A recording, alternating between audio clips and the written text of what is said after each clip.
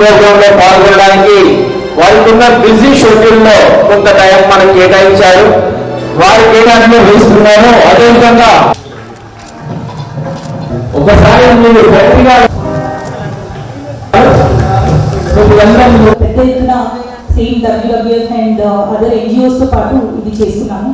Main ఉద్దేశం ఏంటంటే ఇది ఒక సింబాలిక్ గా 1 hour మనం ఈ రోజు లైట్స్ స్విచ్ ఆఫ్ చేసుకోగలిగితే, నాన్ ఎసెన్షియల్ లైట్స్ మనం ఐడెంటిఫై చేసి స్విచ్ ఆఫ్ చేసుకోగలిగితే యాజ్ అ ప్రాక్టీస్ మన డే టు డే లైఫ్ లో కూడా ఇంకా ఎలక్ట్రిసిటీ కన్సంప్షన్ ఎట్లా తగ్గించుకోవచ్చు అనేది మనం ఈ రోజు ఒక స్టెప్ తీసుకుంటే కంటిన్యూస్ గా డే టు డే లైఫ్ లో కూడా మనం ఇంప్లిమెంట్ చేసుకుంటాము అనే మెసేజ్ కన్వే చేయడానికి ఈ ఎర్త్ అవర్ అనేది మనకి ఎస్టాబ్లిష్ అయింది.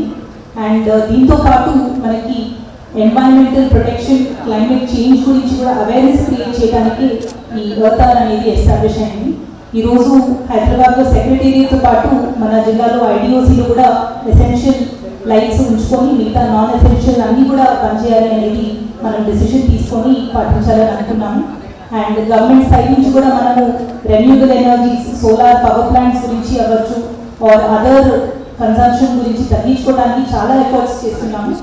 సిమిలర్లీ వన్ మహోత్సవ్ కార్యక్రమంలో చాలా చెట్లు ఎవ్రీ ఇయర్ మనము ఒక టార్గెట్ పెట్టుకొని ప్రతి GPలో అవ్వచ్చు, అర్బన్ ఏరియాలో అవ్వచ్చు ప్లాంటేషన్ అనేది కూడా తీసుకుంటున్నాము.